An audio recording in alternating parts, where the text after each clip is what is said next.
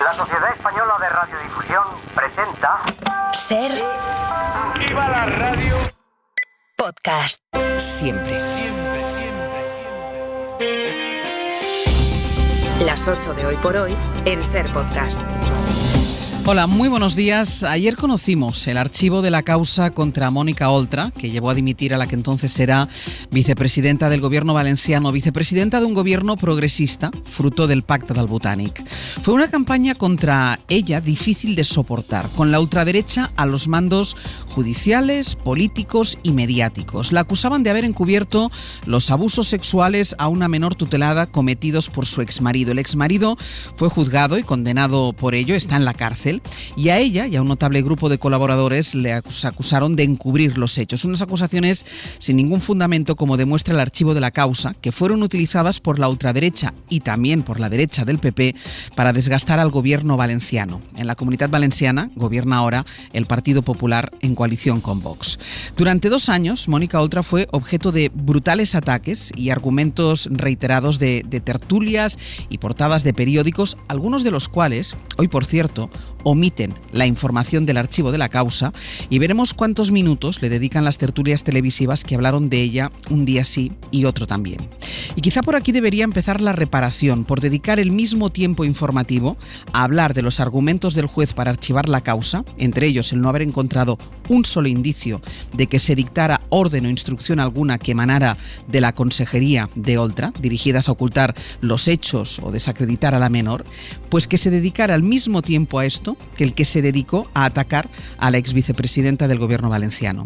Porque sin esa campaña que tenía, y es evidente, un objetivo exclusivamente político, y que no se puede negar que a la derecha y a la ultraderecha le funcionó, quiero ver qué hubiera pasado en las elecciones, por ejemplo, sin esa imputación. ¿Y ahora qué pasa? ¿Quién restituye el daño personal y profesional hecho a Mónica Oltra?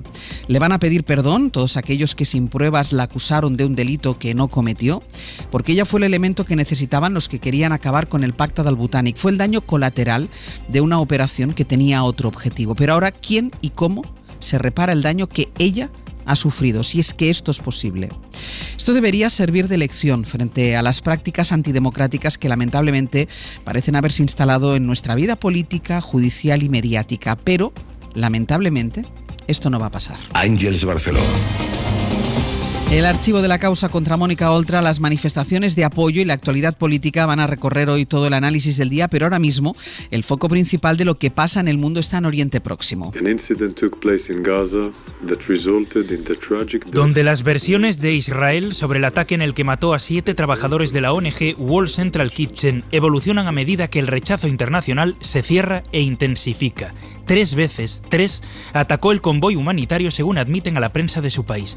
3 veces ya nos lo han explicado de diferentes formas. Sergio Soto, buenos días. ¿Qué tal, Ángels? Buenos días. Primero fue esa del portavoz del ejército, que lo llamó un incidente. Después, el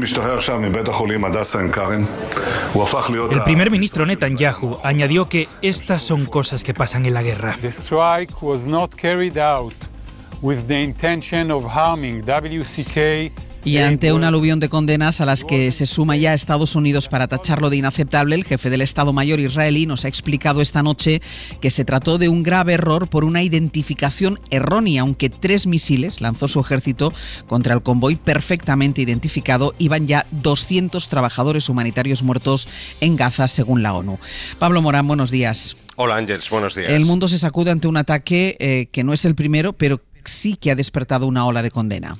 Es que desde que comenzó la guerra, tú lo decías, casi 200 trabajadores humanitarios han muerto en ataques de Israel. Y por tanto, este accidente con World Central Kitchen ya no es tan excepcional. De ahí esta llamada del portavoz de la ONU a Israel. Let humanitarian workers do their job. Dejen hacer su labor a los trabajadores humanitarios, imploraba. Israel tiene escaso crédito para imponer su relato y Occidente reclama rendición de cuentas. A swift, a thorough, an impartial investigation.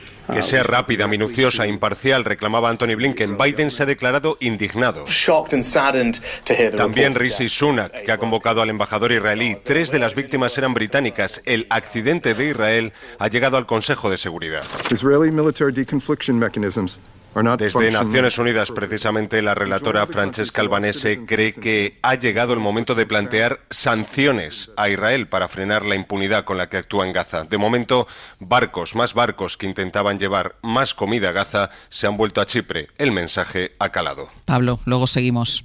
Hasta ahora. Con toda la región en uno de los momentos más inestables en décadas, hoy finaliza su gira allí el presidente del gobierno, Pedro Sánchez. Esta mañana le veremos en Qatar, que es un país clave en la mediación en este conflicto. Ayer ya pedía a Israel explicaciones y contención para que el conflicto no se desborde más todavía. Enviado especial de la SER, Guillermo Lerma, buenos días. ¿Qué tal? Buenos días. El ataque a la organización del chef José Andrés ha permitido al presidente del gobierno reforzar su discurso contra la deriva de Israel, a quien ayer pidió no solo que permita la entrada de ayuda a la franja o el cese permanente de la violencia indiscriminada sobre Gaza, sino también explicaciones urgentes a Netanyahu por el asesinato de los 7 trabajadores de la ONG. Han muerto mientras hacían aquello a lo que esta ONG lleva años entregada, y es dar de comer a la gente en medio de tanta devastación. Espero y exijo que el gobierno israelí aclare cuanto antes las circunstancias de este brutal ataque. El gobierno que está constatando en este viaje la preocupación de países como Jordania, que temen que la escalada de violencia pueda extenderse en la región. Eso le trasladó a Sánchez el rey Abdalá. Con el heredero saudí ayer y con el emir de Qatar hoy, el presidente va a plantear la necesidad de que los países del mundo árabe reconozcan la existencia de Israel, que es condición necesaria para que sea viable la convivencia de los dos estados. Esa es la solución por la que apuesta nuestro país. Es un equilibrio el que busca Sánchez, que tiene su complicación, porque como escuchamos, intenta dar reconocimiento al Estado palestino y que la región reconozca al israelí. Sí, ya esta maniobra es complicada de por sí, lo es todavía más en un momento en el que la tensión vuelve a ir en todas direcciones. Después del ataque a su embajada, Irán ha señalado a Estados Unidos y ha prometido venganza, y el Consejo de Seguridad de la ONU se ha reunido de urgencia esta noche, Bayo. Una reunión convocada a petición de Rusia, que es uno de los principales aliados globales de Irán, en los que su embajador permanente ha afeado a Estados Unidos su papel de connivencia con Israel en ese ataque contra el consulado iraní en Damasco. Ni hemos tenido que ver con ese bombardeo ni fuimos informados de antemano, ha respondido el representante estadounidense, que ha puesto el foco en la necesidad de que el régimen de los ayatolás y sus socios regionales eviten los ataques que puedan afectar a la estabilidad en la región. Parece claro que Teherán va a responder al asesinato de varios de sus comandantes en Damasco. La cuestión está en si lo hará de manera indirecta, presionando, por ejemplo, con el relanzamiento de su ambicioso programa nuclear, o si lo hará de una forma mucho más flagrante, atacando objetivos directos de Israel y Estados Unidos en Oriente Medio. Enseguida vamos con novedades sobre la operación de las supuestas mordidas en la Federación Española de Fútbol, pero antes vamos al tiempo, en un día en el que los termómetros suben en toda España, en algunos lugares por encima de los 25 grados, Jordi.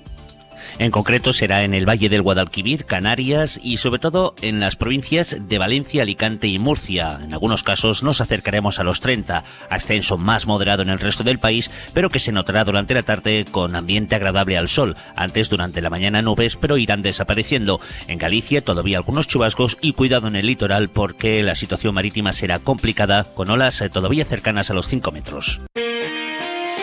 Hoy por hoy noticias. SER Podcast. Ya les contamos que la Guardia Civil ha registrado el alojamiento de Luis Rubiales, el expresidente de la Federación Española de Fútbol en República Dominicana. Lo hizo el lunes, aunque lo supimos ayer, como también que investigan un proyecto deportivo que Rubiales quería impulsar junto a su socio Nené en Arabia Saudí. Esta mañana sabemos que encontraron en el registro allí. Pedro Jiménez, buenos días. ¿Qué tal, Ángel? Buenos días. A esta hora la SER les cuenta que la UCO, la unidad de la Guardia Civil que se incautó de más de 300.000 euros en efectivo, los tenía ese socio del expresidente de la Federación, Nené, que guardó 5.000 euros en billetes de 20 en una caja de zapatos, y los investigadores le atribuyen cada vez un papel más protagonista en la trama. Sí, una caja de zapatos, Ángeles, que estaba debajo de la escalera de su casa. En total, los agentes encontraron más de 300.000 euros en billetes que tenía el socio de Rubiales en su domicilio y en 2 cajas fuertes de uno de sus hoteles. Las conversaciones telefónicas intervenidas revelan que Nené manejaba mucho efectivo y que usaba un testaferro que se llama Ismael Dorado para poner a su nombre negocios en República Dominicana, pero también para que llevara allí esos billetes que guardaba para invertir. salir en un vuelo declaró en la aduana Ismael Dorado 40.000 euros y los agentes apuntan a que usaba también a sus familiares para esta operación. En una conversación con su hermana se la escucha contar los billetes después de advertirle de que vienen menos billetes, que en uno que pone 20 le dice a su hermano vienen 10 y Nené le responde que tiene que haber 70 en total. Vale, vuelvo a contar y te digo, le dice su hermana antes de contar la llamada. La UCO no tiene dudas de que Nené y Rubiales compartían negocio en el país caribeño. En otra conversación es el propio Nené el que dice en mi 50% yo diré quién entra porque yo tengo a Luis, por ejemplo, al Presi lo tengo conmigo. Por cierto que Rubiales está previsto que aterrice en España esta misma mañana. Pedro, gracias. A vosotros. De la política, toda la convulsión que ha despertado y todavía va a despertar lo que se llamó caso Oltra y no lo era. Ayer decenas de personas se concentraron a última hora de la tarde en Valencia para apoyarla después del archivo de la causa. Radio Valencia, Natalens, buen día. Buen día. Manifestación en la calle y sus compañeros de partido que le abren ya la puerta le piden casi que vuelva porque el archivo tiene hasta carga política para su regreso. Dice el juez que no hay indicio alguno de criminalidad, que todo se ha desvanecido. Sí, el magistrado concluye que no se ha acreditado ni siquiera al nivel propio de los indicios que Oltra ni cualquier otro de sus colaboradores investigados diese alguna indicación para ocultar el caso de abusos a una menor, tutelada entonces por la Generalitat y protagonizado por el exmarido de Oltra, Luis Ramírez Icardi, que está en prisión. Añade que se han desvanecido todos y cada uno de los indicios que fundamentaron en su momento las imputaciones judiciales provisionales al realizarse todas las diligencias necesarias. Son elucubraciones o sospechas. Compromís, como decías, abre la puerta al regreso de la ex vicepresidenta a primera línea política. El PP respeta el auto, insiste en que Oltra no le ha pedido perdón a la víctima. Lo analizamos en el abierto. Hasta luego, Ana. Hasta luego. Mientras hablamos de la situación en el Partido Popular. Hay un punto de confusión que les venimos contando desde hace unos días. ¿Dónde está el PP y dónde está el franquismo? Ayer el presidente de Castilla y León, Fernández Mañueco, se refugió en el diccionario y su vicepresidente, ambos impulsores de la polémica Ley de Concordia, en su interpretación de la historia y del presente. Porque ya es evidente, público y notorio, y lo obvio no necesita glosa. Pero si hay que decirlo, se dirá, lo digo, el franquismo es una dictadura, lo dice la Real Academia. Yo condeno todas las dictaduras, empezando por la que estamos empezando a vivir en España.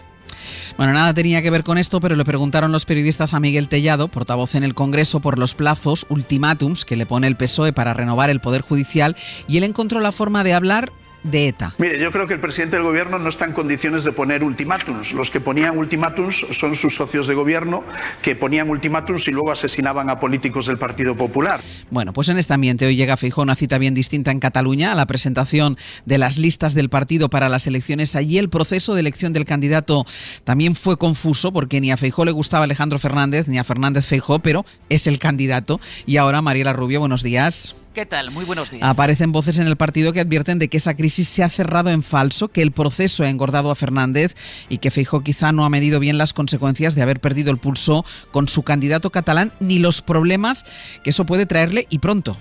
Efectivamente, aunque se resistió hasta el final, Génova ha optado por evitarse un frente interno y Alejandro Fernández será candidato, sí, pero lo hará con una lista en la que no hay ni uno solo de sus afines en puestos de salida. Es una lista pilotada desde Génova. Así, la Dirección Nacional busca atar en corto a su candidato y, sobre todo, Ángels, sentar las bases de un futuro relevo al frente del PP catalán, algo a lo que Feijóo no renuncia. Estos son los planes de Génova, pero importantes dirigentes del partido creen, como dices, que Feijóo no ha medido las consecuencias de haber perdido el pulso con Fernández y que un futuro relevo orgánico en el PP catalán será ahora, dicen, todavía más difícil. Fernández, en cierto modo, creen estas fuentes, ha conseguido algo casi heroico: imponerse a Madrid, doblar el brazo al líder del partido, y además las encuestas apuntan a que mejorará resultados, por lo que se reforzará de cara a un futuro Congreso. En este contexto, en un clima de tregua táctica pero profunda desconfianza, Feijóo y Fernández presentarán hoy juntos en Barcelona la lista del PP para las elecciones del 12 de mayo. Mariela, gracias. A vosotros. A Feijóo le intentan rascar desde dentro y al PSOE sus socios, porque en este marco electoral Esquerra, Per Aragonés, intenta reconstruir informes para un referéndum. ¿Quiere que Cataluña sea un Estado independiente? Esa sería la pregunta que plantea. Desde Moncloa insisten en cerrar la puerta a cualquier propuesta de este tipo. David Junquera, buenos días. Buenos días. Cerrada bajo 7 llaves. Es lo que parece deducirse al escuchar a Pilar Alegría. No compartimos en absoluto esa posición, esa propuesta que hoy trasladaba el candidato aragonés. Nuestra posición es clara. y es radicalmente contraria. En esa respuesta de la portavoz hay un matiz importante y no es el de la posición clara y radicalmente contraria, es este. El candidato aragonés. Para Moncloa lo de Aragonés no es más que otra oferta dentro del catálogo de esta primavera-verano electoral que se nos avecina. Creen que se ha quitado el look de presidente para ponerse el de candidato y avisan, en ningún caso su propuesta marcará el devenir político en los próximos tiempos. No contará con el apoyo del gobierno y no acortará la legislatura. David, hasta luego.